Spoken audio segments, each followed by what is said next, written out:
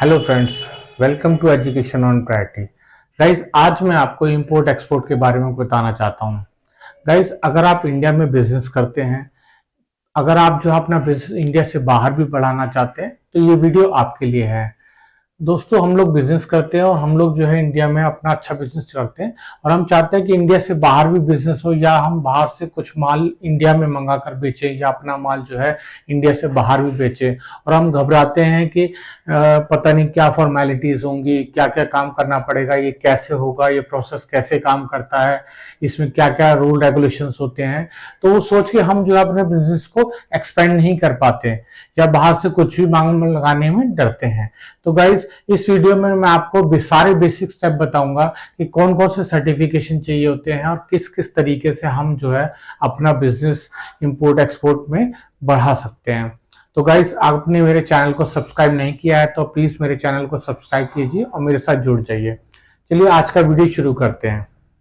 तो guys, import export के अंदर क्या होता है, बेसिकली पहले इसका कॉन्सेप्ट समझिए, फिर कैसे कैसे इसके लिए क्या क्या रजिस्ट्रेशन की जरूरत होती है, क्या क्या डॉक्यूमेंटेशन चाहिए होती है, वो मैं आपको बारी बारी बताता रहूंगा। ठीक है गाइज, तो इसके लिए क्या होता है कि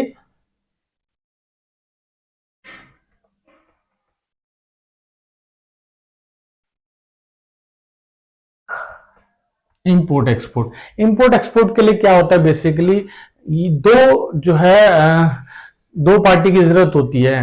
जैसे for example party A, party B. ठीक है, अभी मैं जो है बारी बारी बताऊंगा। पार्टी ए मेरे पास जो है इंडिया की पार्टी है, और ये फॉर एग्जांपल चाइना की पार्टी है। ठीक है, इसके अंदर क्या होता है, एटलीस्ट दो पार्टी होनी चाहिए। एक इंपोर्टर होता है, एक एक्सपोर्ट होता है। ठीक है, एक माल मंगवाता है, एक माल भेजता है। तो कोई भी कहीं का भी हो सकता है, इंडिया वाला इंपोर्टर भी हो सकता है और एक्सपोर्टर भी हो सकता है। सेम एज दोनों में होता है। ठीक है, इंपोर्ट एक्सपोर्ट का मतलब यही है कि हम किसी बाहर दूसरी कंट्री से माल मंगाना है या दूसरी कंट्री में माल भेजना है। ठीक है, तो दो पार्टी की जरूरत होती है, ए और बी। एक इंपोर्ट करेगा, एक का इंपोर्ट दूसरे का एक्सपोर्ट हो जाएगा। फॉर एग्जांपल, अगर इंडिया को इंपोर्ट करना है चाइना से, तो इंडिया इंपोर्टर हो गया और चाइना का ये एक्सपोर्ट होगा। ठीक है, तो चाइना एक्सपोर्टर हो गया। ठीक है, वैसे वैसा भी कर सकते हैं, चाइना इंपोर्टर हो सकता है, इंडिया एक्सपोर्टर हो सकता है, दोनों चीज हो सकती है। तो गाइस, इसके लिए प्रोसेस काम क्या करता है, देखो फॉर एग्जांपल मेरे पास दो कंपनी है, ए और बी। ए इंडिया से है, बी चाइना से है। दोनों डिसाइड करते हैं। चाइना कहता है कि मुझे आपसे कुछ माल खरीदना है।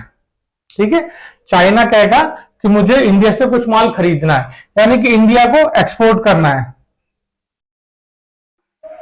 इंडिया को माल एक्सपोर्ट करना चाइना को, यानी कि चाइना को इंपोर्ट करना है। ठीक है, तो अभी हम इंडिया की बात करेंगे, हम एक्सपोर्ट की बात करेंगे। इंडिया को कुछ माल चाइना को एक्सपोर्ट करना है, तो गाइस क्या क्या जरूरत होती है और कैसे कैसे होता है। ठीक है, गाइस, इंपोर्ट दो तरीके से होता है, एयर से, सी से, या तो हवाई यात्रा से या पानी के रास्ते। दो तरीके से, या एयर इंपोर्ट होगा या एयर एक्सपोर्ट होगा, या सी एक्सपोर्ट होगा या सी इंपोर्ट होगा। ये मोड ऑफ ट्रांसपोर्टेशन है। ठीक है, मोड ऑफ ट्रांसपोर्टेशन है। तो इस तरीके से काम करता है। अब प्रोसेस समझिए, प्रोसेस क्या होता है। प्रोसेस के लिए, अगर एक्सपोर्टर को, इसको चाइना को इंडिया से कुछ माल मंगाना है, तो सबसे पहले चाइना क्या करेगा, सबसे पहले चाइना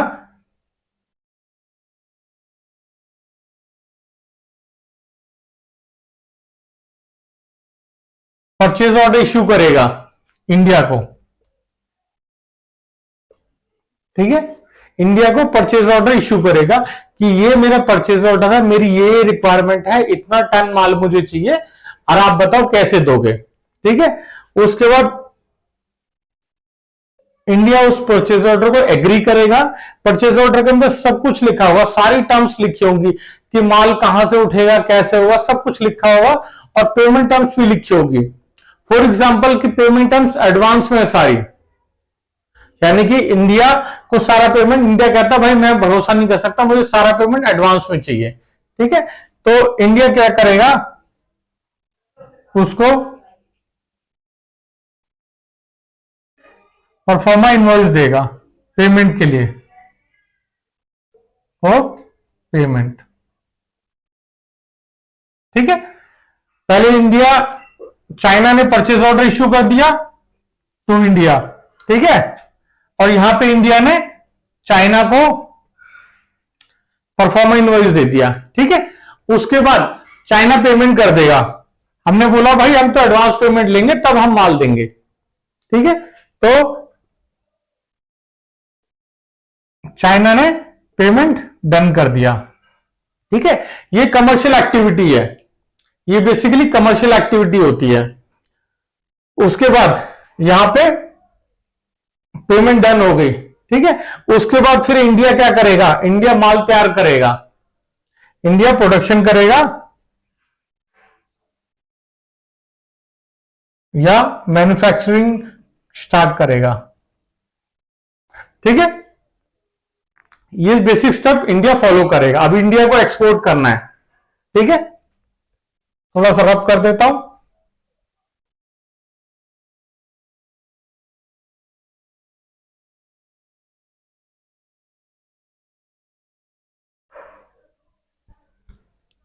ठीक है, माल हो गया तैयार। अब इंडिया ने इंटीमेशन दिया चाइना को कि भाई मेरा माल हो गया तैयार, ठीक है। पांचवा स्टेप, इंटीमेशन देगा चाइना को,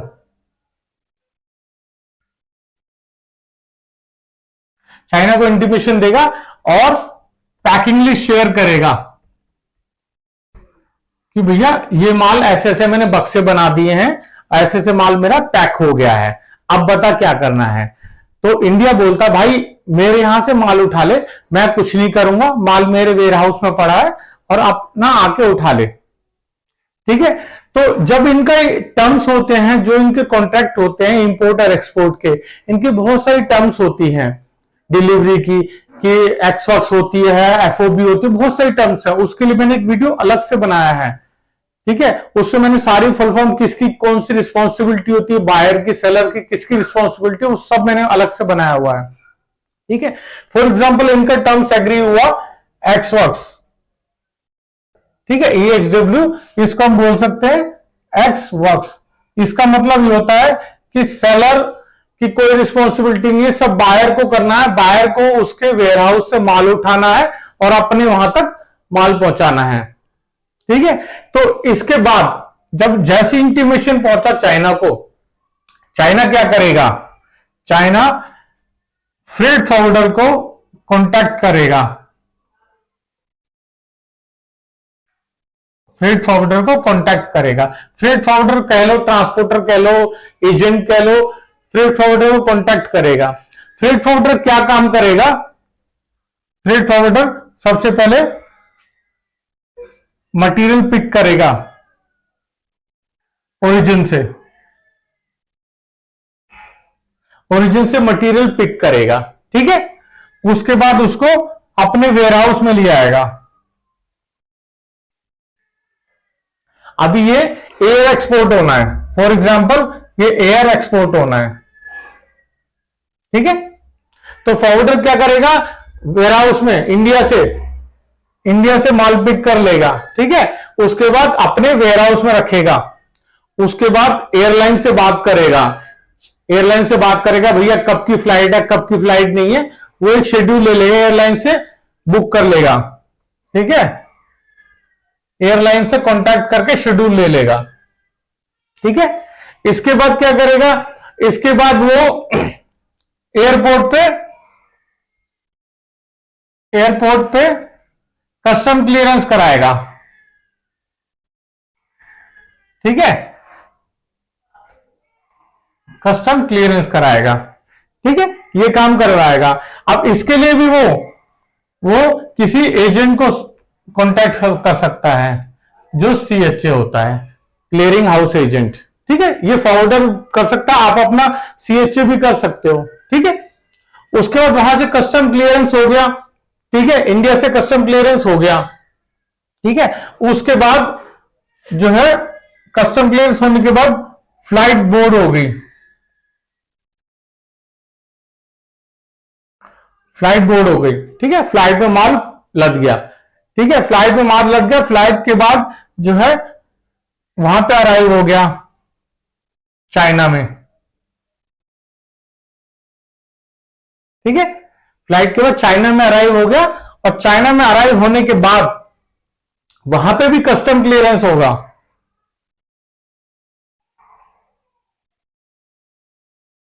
वहां पे भी कस्टम क्लियरेंस होगा, ठीक है।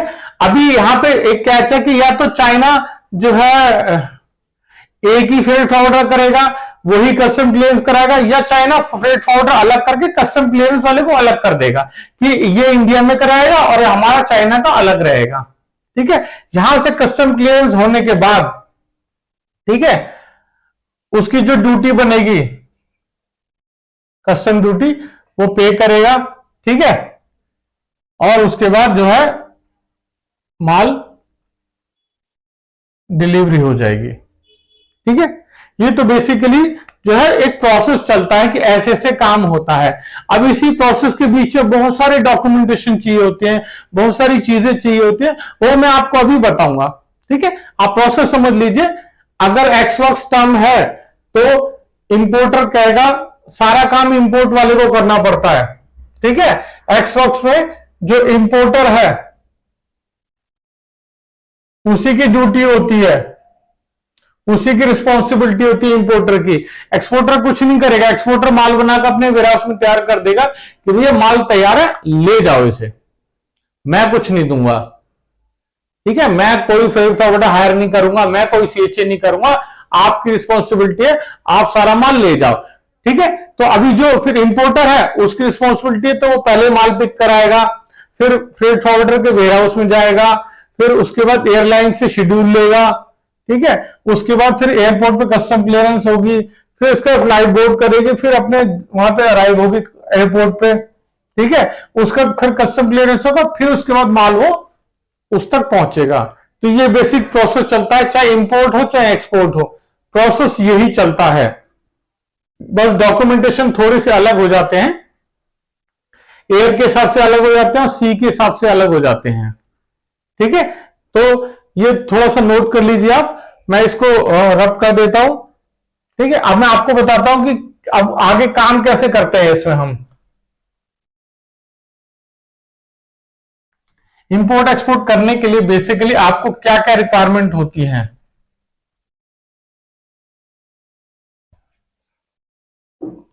ठीक है। जब भी आप इंपोर्ट एक्सपोर्ट करेंगे सबसे पहले आपकी जो फर्म है वो रजिस्टर्ड होनी चाहिए, ठीक है, रजिस्टर्ड होनी चाहिए, और आपके पास जो भी रजिस्ट्रेशन की जरूरी डॉक्यूमेंटेशन है, ठीक है, वो होने चाहिए। जैसे कि आपका फर्म का नाम होना चाहिए, आपका फर्म रजिस्टर्ड होनी चाहिए, आपके पास जीएसटी होना चाहिए, ये आपकी फर्म के स्टैच्यूटरी डॉक्यूमेंट्स है, ये आपके होने चाहिए, ठीक है। इन सब के बेस पे आपका आईसी इंपोर्ट एक्सपोर्ट कोड बनता है। ये इंडिया में डीजीएफटी डीजीएफटी की साइट होती है गवर्नमेंट की, ठीक है, डीजीएफटी की साइट से आपको इंपोर्ट एक्सपोर्ट कोड मिलेगा, ये ऑनलाइन अप्लाई करना पड़ता है, ठीक है, आप खुद भी कर सकते हैं, ठीक है, ऑनलाइन। उसके अंदर आप यूजर आईडी पासवर्ड बना के अपना जो है सारा डिटेल डाल के, अपना जीएसटी का, अपने फर्म का नाम सब कुछ डाल के, आप क्या करना चाहते हैं, इंपोर्ट करना चाहते हो या एक्सपोर्ट करना चाहते हो, आप ट्रेडर हो, मैन्युफैक्चरर हो, क्या हो, वो सारे डिटेल डाल के आप डीजीएफटी की साइट से इंपोर्ट एक्सपोर्ट कोड, ठीक है, IEC import export code obtain कर सकते हो। बिना इंपोर्ट एक्सपोर्ट कोड के ना तो आप इंपोर्ट कर सकते हो ना ही आप एक्सपोर्ट कर सकते हो, ठीक है। उसके बाद और इसके लिए क्या इंपॉर्टेंट है, आपका एडी कोड रजिस्ट्रेशन, ठीक है, एडी कोड आपका जो है कस्टम में रजिस्टर्ड होना चाहिए। जो भी पोर्ट है किसी भी पोर्ट से करें, सी से करें, एयर से करें, जो भी एयरपोर्ट है, सी पोर्ट है, वहां पे आपका एडी कोड रजिस्टर्ड होना चाहिए। बिना इसके एडी कोड जो होता है ऑथराइज डीलर कोड होता है, ये आपको बैंक प्रोवाइड करेगा। ठीक है, एक लेटर बनता है जो है कस्टम कमिश्नर के नाम पे, डिप्टी कमिश्नर ऑफ कस्टम के नाम पे एक लेटर बनता है। ठीक है, उसको बैंक लिख के देता है सारा कुछ, उस पूरा बना के, दिस इज जो बैंक का हमारा आईडी कोड है इस कंपनी का, वो ये है, और प्रॉपर फॉर्मेट होता है वो उसका। आप इसको प्लीज अपने पोर्ट पे, अपने कस्टम में यहां पे रजिस्टर्ड कर लीजिए। ठीक है, वो रजिस्ट्रेशन करने के बाद आपको एक जो है एडी कोड मिल जाता है आपको। ठीक है, वहां पे रजिस्टर्ड हो जाता है। उसके बाद आपको जो है आइस गेट में भी रजिस्टर्ड होना चाहिए। ठीक है, जब भी पहला एक्सपोर्ट करते हैं तो आपका एडी कोड आइस गेट में रजिस्ट्रेशन भी बहुत जरूरी है। ठीक है, तो ये बेसिकली रजिस्ट्रेशन होते हैं। ठीक है, ये रजिस्ट्रेशन करने के बाद ही आप इंपोर्ट एक्सपोर्ट प्रोसेस कर सकते हो। ठीक है, तो अभी डॉक्यूमेंटेशन जो है क्या क्या चाहिए होते हैं, सेलर जो एक्सपोर्टर क्या डॉक्यूमेंटेशन देता है, इंपोर्टर क्या डॉक्यूमेंटेशन लेता है या देता है, वो सब मैं आपको अभी बताता हूं। मेन आपका ये है, आपके फर्म रजिस्टर्ड होनी चाहिए, आपका इंपोर्ट एक्सपोर्ट कोड आपके पास होना चाहिए। ठीक है, आपका एडी कोड आपका रजिस्टर्ड होना चाहिए, आइस गेट में आपका रजिस्टर्ड होना चाहिए। ठीक है, ये 2-3-4 चीजें इंपॉर्टेंट चीजें हैं, वो आपके पास जरूर होनी चाहिए। ठीक है, अब आप डॉक्यूमेंटेशन समझ लीजिए।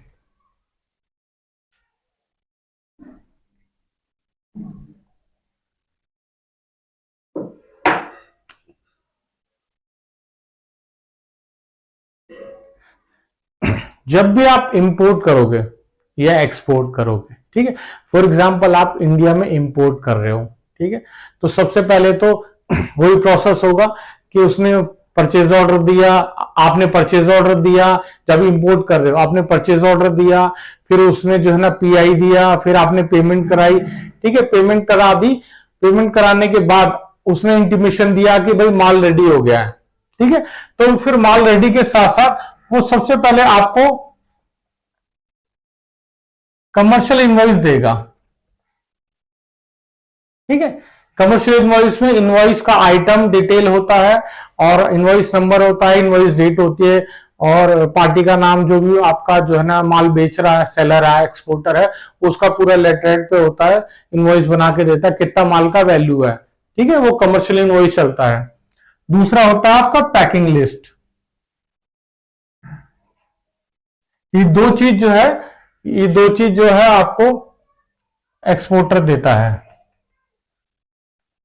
ठीक है, ये दो चीज आपको एक्सपोर्टर देता है। पैकिंग लिस्ट के बाद आपको जो है ना पैकिंग लिस्ट वगैरह दे दिया, फिर उसके बाद जैसे ही आपका इंडिया में, फॉर एग्जांपल इंडिया में इंपोर्ट कर रहे हैं, तो इंडिया में जैसे ही आपका मटेरियल आ गया, ठीक है, तो एक एयरवे बिल होता है। अगर एयर से इंपोर्ट कर रहे हो तो एयरवे बिल होता है। ठीक है, ये आपको फॉरवर्डर देगा, फॉरवर्डर प्रोवाइड कराता है कि फ्लाइट, इसमें फ्लाइट की जानकारी होती है। ठीक है, माल कौन सी फ्लाइट में बोर्ड है और कब है, वो सारा जानकारी इसमें मिलता है। ठीक है, इसके बाद एयरवे बिल आ गया, फिर उसके बाद आपका जैसे फ्लाइट आ गया, ठीक है, आपका फ्लाइट आ गया, फॉर एग्जांपल इंडिया में लैंड हो गया, अब आपको यहां पे कस्टम क्लियरेंस कराना है, तो आपको सीएचए से कॉन्टैक्ट करना पड़ेगा। ठीक है, सीएचए को अपना इनवॉइस, पैकिंग लिस्ट ये सब दे दो, बोलो जी ये हमारा माल है। इसके साथ वो एक फ्रेट सर्टिफिकेट भी देगा, जो फॉरवर्डर है फ्रेट सर्टिफिकेट भी देता है आपको।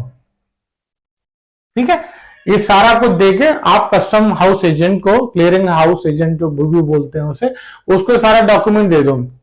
ठीक है, फिर वो आपको एक चेकलिस्ट देगा, चेकलिस्ट देगा, एक ड्राफ्ट भी कह सकते हैं, बिल ऑफ एंट्री का ड्राफ्ट भी कह सकते हैं। ठीक है, वो ड्राफ्ट देगा, आप उसको चेक कीजिए कि इसमें प्रॉपरली हमारा सारा जो है इनवॉइस नंबर और इस सारा को सही से भरा है कि नहीं, जो एयरवे बिल नंबर सही से भरा है कि नहीं, हमारा आइटम का जो है डिटेल सही से भरा, आइटम का वैल्यू सही से भरा है कि नहीं, वो सब आप चेक करके आप उसको कंफर्मेशन दे दो। ठीक है, कंफर्म कर दो। फिर उसके बाद आपका जो है बिल ऑफ एंट्री आपके पास आ जाएगी। फिर आप कस्टम ड्यूटी पे कर दो, कस्टम ड्यूटी पेड कर दो। ठीक है, जैसे आप कस्टम ड्यूटी पे करोगे तो उसके बाद फॉरवर्डर क्या करेगा, आपका जो है डीओ डिलीवरी ऑर्डर दे देगा कि भाई माल इनको हैंड स्विच पर हैंड ओवर हो जाए और उसके बाद आप अपना ले जाओ। ठीक है, तो डीओ ऑनलाइन कर देगा। ठीक है, ये डीओ ऑनलाइन करने के बाद सीएचए माल जो है क्लियर करा सकता है और आपके वेयर हाउस में माल लेके आ सकता है। ठीक है, एयर के केस में तो बिल ऑफ एंट्री होता है। ठीक है, एयर के केस में बिल ऑफ एंट्री होता है, बिल ऑफ एंट्री। ठीक है, लेकिन अगर हम सी से इंपोर्ट कर रहे हैं, अगर हम सी से इंपोर्ट कर रहे हैं तो ये बिल ऑफ लेडिंग होता है। ठीक है गाइस, इसके बिना आप शिपमेंट क्लियर नहीं करा सकते। ठीक है, इसके बिल ऑफ एंट्री की जगह आपका जो है बिल ऑफ लेडिंग मिल जाएगा।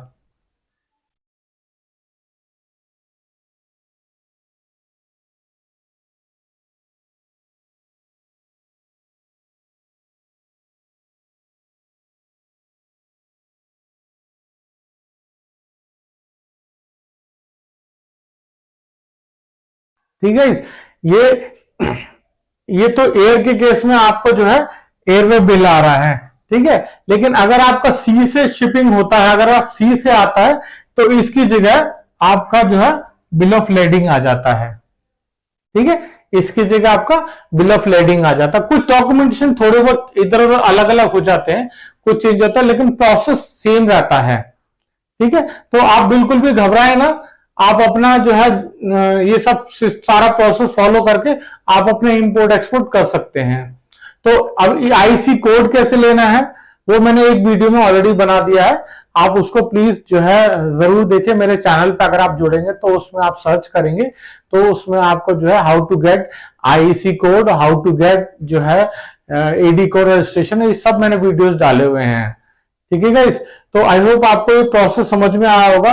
गाइस प्रोसेस बहुत डीप है, इंपोर्ट एक्सपोर्ट के बहुत सारी जो है रेगुलेशंस होते हैं, बहुत सारे रूल है, बहुत सारी चीजें हैं। तो मैंने आपको सिर्फ बेसिक बताया है कि हम कैसे इंपोर्ट कर सकते हैं और कैसे हम एक्सपोर्ट कर सकते हैं, एक ओवरव्यू दिया है। ठीक है, और ज्यादा डीप के लिए आपको थोड़ा सा जो है ना और ज्यादा मेरे वीडियोस देखने पड़ेंगे। मैंने और भी 2-3 जो है इस टाइप की वीडियोस बनाए हैं। तो गाइस आई होप आपको मेरे वीडियोस पसंद आए। अगर वीडियो पसंद आए तो प्लीज इसे लाइक कीजिए, सब्सक्राइब कीजिए। Thank you.